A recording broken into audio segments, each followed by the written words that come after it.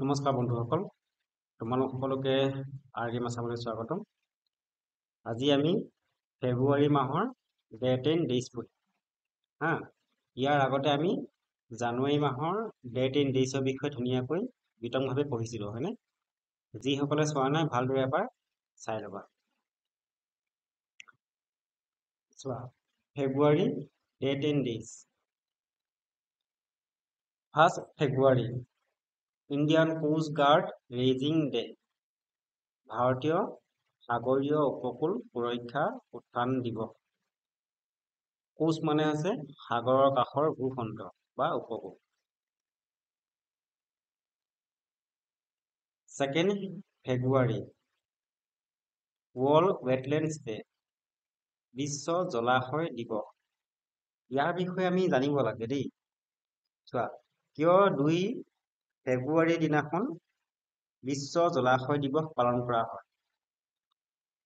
চোৱা, 1971 চনৰ 2 ফেব্ৰুৱাৰীত ইৰাণ দেশৰ ৰামচৰ নামৰ ঠাইত পৃথিৱীৰ জলাশয়বিলাকৰ সংৰক্ষণ আৰু বহনক্ষম ব্যৱহাৰৰ বাবে, বহনক্ষম মানে বুজি পাইছে নাই? এই জলাশয়বিলাক বৰ্তমান প্ৰজন্মই ব্যৱহাৰ কৰাৰ লগতে ভৱিষ্যত প্ৰজন্মৰ বাবেও যাতে সুৰক্ষা হৈ থাকে, তাকে কোৱা হয় বহনক্ষম। বহনক্ষম ব্যৱহাৰৰ বাবে জলাশয়ৰ ওপৰত এখন আন্তঃৰাষ্ট্ৰীয় চুক্তি হৈছিল। এই চুক্তিখনকে কোৱা হয় ৰামচৰ সন্মিলন। কেতিয়াবা পৰীক্ষাত আহিব যে ৰামচৰ সন্মিলন কিহৰ লগত জড়িত? কিহৰ লগত জড়িত? বিশ্ব জলাশয়ৰ লগত জড়িত। কেতিয়াবা এনেকুৱা প্ৰশ্ন অহা দেখা যায় যে ৰামচৰ সন্মিলন কেতিয়া হৈছিল? কেতিয়া হৈছিল? 2 ফেব্ৰুৱাৰী 1971 চনত। মনত থাকিবনে? ধুনীয়াকৈ বহী কলম উলিয়াই ল'বা, নোট কৰি যাবা। 4 ফেব্ৰুৱাৰী ৱৰ্ল্ড কেঞ্চাৰ ডে, বিশ্ব কৰ্কট ৰোগ দিৱস।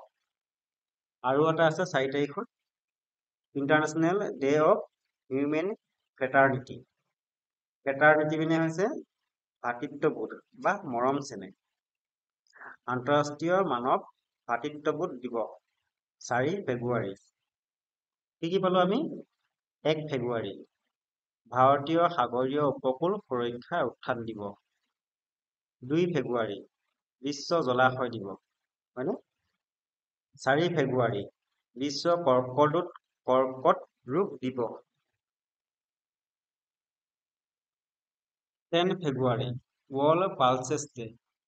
পালচেছ মানে এইবিলাক, এই যে চয়াবিন, এনেকুৱা ধৰণৰ মাহজাতীয় শস্যবিলাকক একেলগে পালচেছ বুলি কোৱা হয়।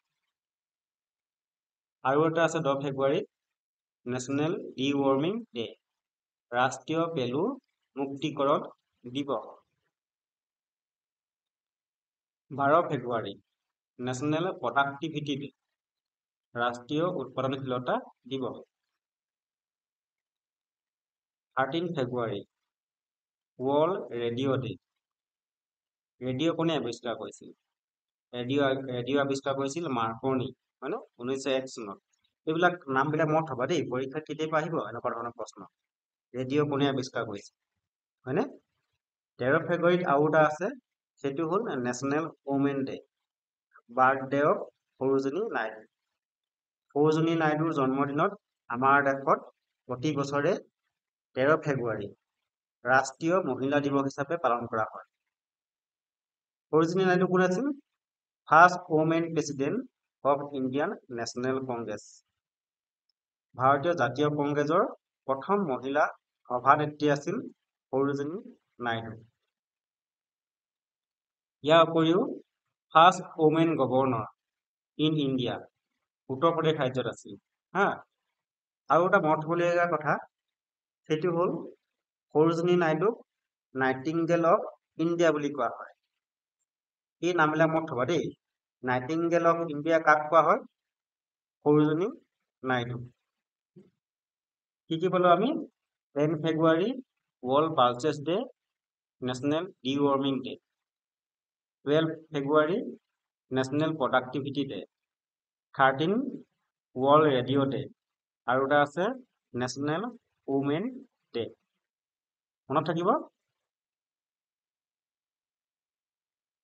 20 ফেব্ৰুৱাৰী statehood of Arunachal Pradesh and Mizoram. আমি উত্তৰ পূৰ্বাঞ্চলৰ যিকেইখন ৰাজ্য আছে প্ৰতিখন ৰাজ্যৰ বিষয়ে ভালদৰে পঢ়িম হা। অৰুণাচল প্ৰদেশ, মিজোৰাম, মেঘালয়, এই ৰাজ্যবিলাকৰ বিষয়ে ভালদৰে এবাৰ পঢ়িব লাগিব। 20 ফেব্ৰুৱাৰীত আৰু এটা আছে national day of social justice, আন্তঃৰাষ্ট্ৰীয় সামাজিক ন্যায় দিৱস, হয়নে? 21 ফেব্ৰুৱাৰী ইণ্টাৰনেশ্যনেল মাদাৰ লেংগুৱেজ ডে। 24 ফেব্ৰুৱাৰী চেণ্ট্ৰেল এক্সাইজ ডে। ভালদৰে পঢ়া শুনা কৰিলে এনেকুৱা ধৰণৰ চেণ্ট্ৰেল এক্সাইজ ডিউটি তোমালোকে কৰিব পাৰিবা। বুজি পাইছা? 28 ফেব্ৰুৱাৰী নেশ্যনেল ছায়েন্স ডে। এই ব্যক্তিজন চিনি পাইছেনে? এইজন হৈছে ছাৰ চি.ভি. ৰমন। এই ছাৰ চি.ভি. ৰমনে ৰমন এফেক্ট, ৰমন প্ৰভাৱ আৱিষ্কাৰ কৰিছিল। এই ৰমন প্ৰভাৱৰ স্মৃতি ৰক্ষাৰ বাবেই আমাৰ দেশত প্ৰতি বছৰে 28 ফেব্ৰুৱাৰী দিনাখন ৰাষ্ট্ৰীয় বিজ্ঞান দিৱস হিচাপে পালন কৰা হয়। বুজি পাইছেনে? কি পালো আমি? 20 ফেব্ৰুৱাৰী international day of social justice, 21 international mother language day, 24 central excise day, আৰু শেষত কি পালো? 28 ফেব্ৰুৱাৰী নেশ্যনেল ছায়েন্স ডে, ৰাষ্ট্ৰীয় বিজ্ঞান দিৱস। ফেব্ৰুৱাৰী মাহৰ ইমানে আছিল। এইটো মোৰ টেলিগ্ৰাম চেনেল হয়, তোমালোকে ইয়াত জইন কৰিব পাৰা। লগতে এইবিলাক প্লেলিষ্ট তোমালোকে ভালদৰে এবাৰ চাবা হা। মই আছাম হিষ্ট্ৰী এটা পাৰ্ট পঢ়াইছো, বাকী পাৰ্টবিলাক পঢ়াবলৈ আৰম্ভ কৰিম। অ'কে।